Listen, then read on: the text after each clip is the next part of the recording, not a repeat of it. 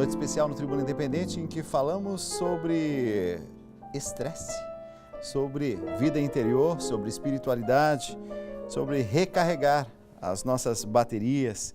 Alessandro Viana, psicólogo, nosso comentarista aqui no Tribuna Independente. Alessandro, seja muito bem-vindo, é sempre bom receber você. Obrigado, um privilégio sempre estar aqui. Olha, eu estou cada dia mais preocupado com essa questão de estresse, porque meus amigos estão estressados, eu me sinto um pouco estressado, eu me encontro com as pessoas, converso sobre estresse e as pessoas dizem, nossa, em outros tempos era diferente. O que está acontecendo com a humanidade? Está tudo muito rápido. Qual é o nosso problema como ser humano? O que está acontecendo? Então, eu costumo dizer para os meus pacientes que existem duas palavrinhas muito simples que são mágicas nessa transformação. Se perceber e respeitar. Vamos começar pelo respeitar.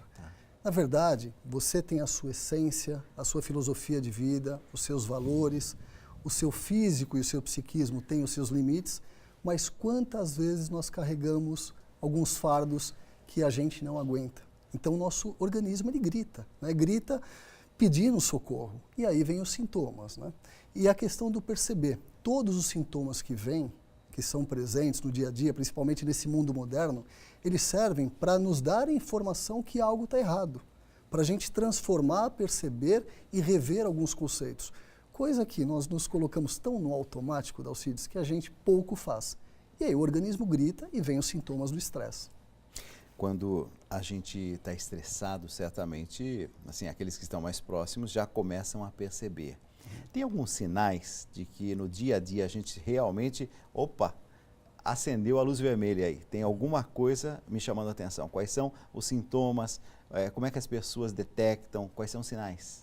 Olha, eu acho que principalmente, tem vários, vamos falar, mas principalmente a irritabilidade. Né? Tem muitas pessoas doces, né, que têm um trato fino, que na situação de estresse ela acaba sendo mais hostil. E o pior, Dalcides, ela acaba se culpando por isso.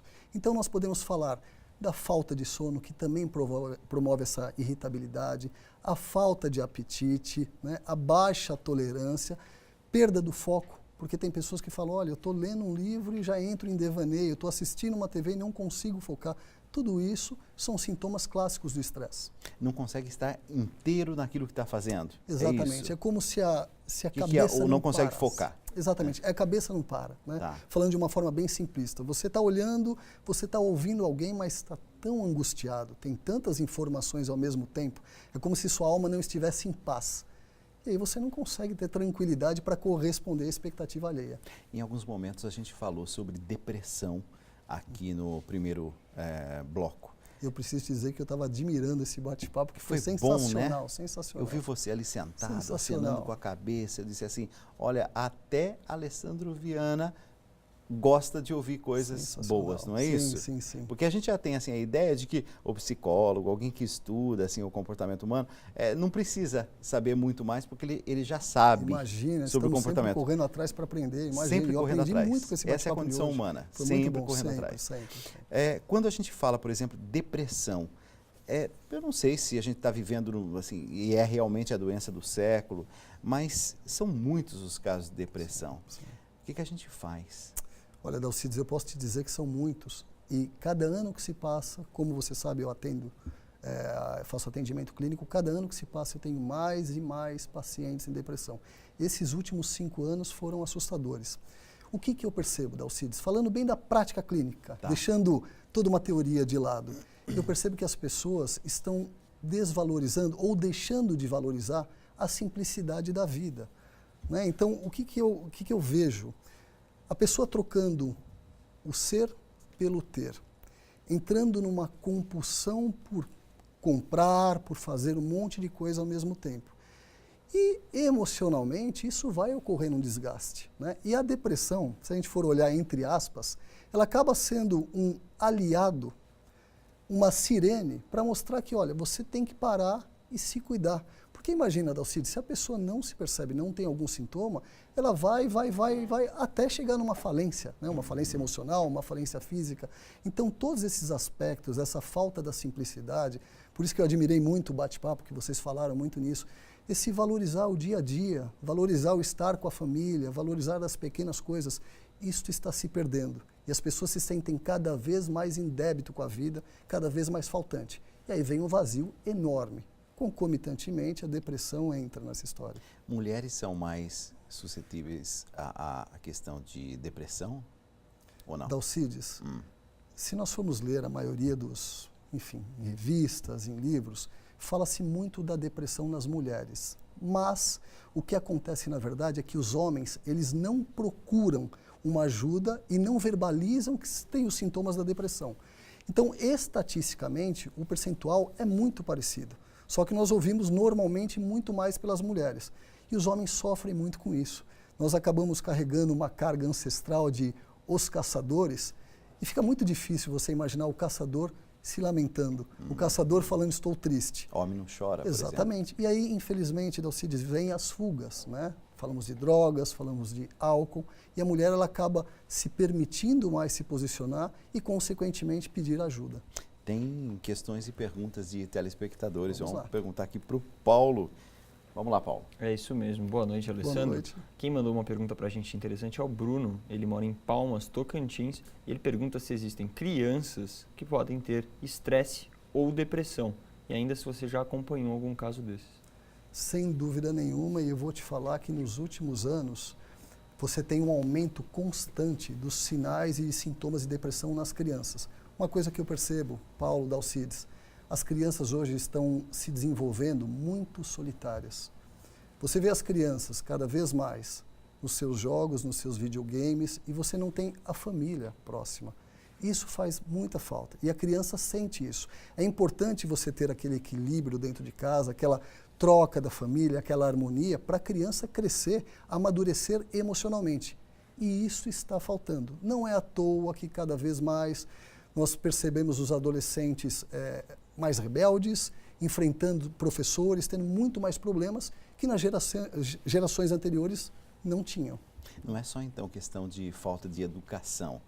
Pode ter aí um componente psicológico, um estresse exagerado, sim, essa agressividade, muitas vezes até gratuita, que a gente vê entre crianças, entre adolescentes. Sim. Pode ter esse fator, sim, que complica esse quadro todo. Uma outra coisa que eu acho assim, me assusta muitas vezes, você ter uma criança dos seus 6, 7 anos com uma agenda extremamente lotada. Então, nós estamos falando de uma criança hoje que ela estuda, que ela faz várias atividades. Claro que o esporte é saudável, mas não necessariamente 13 esportes ao mesmo tempo, e faz mais uma tarefa, outra. A criança precisa da ociosidade, do brincar, do relaxar. Tudo isso contribui para o amadurecimento emocional. Isso tem faltado. Eu li umas pesquisas da Organização Mundial da Saúde dizendo que 20% das crianças brasileiras elas são atingidas pela depressão. Pensando assim, pode ser que muitos pais que estão nos acompanhando, diversas partes do Brasil, jamais tenham pensado que criança também pode ter estresse, criança também pode ter depressão. E são, muitas vezes, alguns mitos que a gente cria, e a gente não sabe nem de onde vem, que depressão é coisa de gente adulto, ou então gente que está passando aí por um momento difícil, tal, então tem depressão. Mas é bom que os pais estejam atentos. Vamos retomar um pouquinho só a questão de alguns sintomas, para que um pai e uma mãe que estejam nos acompanhando nesse momento possam identificar, opa, esse aqui é um sinal, meu filho está com depressão. Ou então, há alguns sinais que precisam ser investigados. Quais são? Olha, normalmente a criança ela tem uma característica de isolamento. Ela quer ficar... Não estou falando daquela criança que fica o dia inteiro no videogame. Naturalmente ela quer se isolar. Ela apresenta uma dificuldade de socialização com as outras crianças. Ela fica numa característica geral de apatia. Inclusive o tônus corresponde também a essa apatia. Então você não vai perceber uma vivacidade, porque criança, por natureza, Dalcides, ela é vivaz. Quer arriscar, ela é vivaz, ela quer descobrir o mundo. Então, quando você tem esse quadro um pouco mais apático, às vezes até os pais me falam, Alessandro, nossa, ela é super boazinha, ela passa o dia inteiro em casa, não reclama de nada, acata tudo. Isso me preocupa, porque, Dalcides, até é engraçado. E o pai e a mãe estão achando assim... Que está tudo perfeito. Que tranquilidade, e assim, né? Esse discurso vem normalmente, até posicionando você, quando eu atendo uma criança um pouco mais rebelde. Então vem o pai e a mãe e fala todo o histórico da criança rebelde, sim, que não quer tomar banho, não escova os dentes. E aí eu pergunto, tem mais filhos? Como é que é o outro filho? Ah, esse é o pacato, bonzinho. eu sempre digo, fique atento com esse. Porque assim, quando você tem uma rebeldia, você está enxergando que algo ali não está bem, precisa trabalhar. Aquele que normalmente é mais tranquilinho, a gente não percebe, porque corresponde a uma expectativa dos pais, né? A gente está vivendo numa sociedade altamente competitiva e me parece que o fato da gente ter que constantemente, seja no trabalho, no dia a dia, e a gente tem que constantemente retirar forças e buscar forças e ao mesmo tempo um nível de cobrança muito grande. Amanhã as pessoas vão acordar e eu também, e temos mais um dia de trabalho. Tem alguma dica prática para amanhã tentar ter assim um dia, um desenvolvimento ao longo do dia, a partir também das coisas que foram ditas aqui, né? Falamos da oração de São Francisco, do perdão, do reencontro consigo mesmo, desse olhar a vida de uma forma mais leve, sob a ótica psicológica. O que nós podemos amanhã colocar em prática? Dalcis, eu achei brilhante quando seus convidados e também o pesquisador falou da questão da fé, né? Independente do que. A própria fé, ela te centraliza, ela te dá sensações positivas.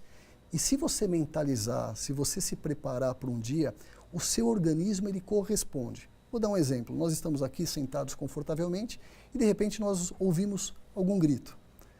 A informação vem aqui, é processada e nós temos várias reações químicas. A fé, ela provém de um pensamento, uma crença. Esta crença também promove reações químicas e isso pode equilibrar o nosso organismo. A gente não para se perceber, né? A gente não para desenvolver a nossa fé. Eu quero te agradecer muito e já dizer para todo mundo que está em casa que a gente vai se encontrar muitas vezes e com frequência no novo programa a partir de segunda-feira, dia 3 de fevereiro. O nosso Tribuna Independente vai começar às 8h30 da noite. Então, quero contar com você. Maravilha, o convite que eu já fiz pessoalmente, renovo aqui agora estarei em público, à disposição. De você estar bem próximo a nós. Chamou, estou aqui, presente. Obrigado mais uma vez. Obrigado. Olha, eu vou fazer um rápido intervalo e eu já volto com a oração de São Francisco, agora então cantada, e uma reflexão que eu quero fazer com você. Já já.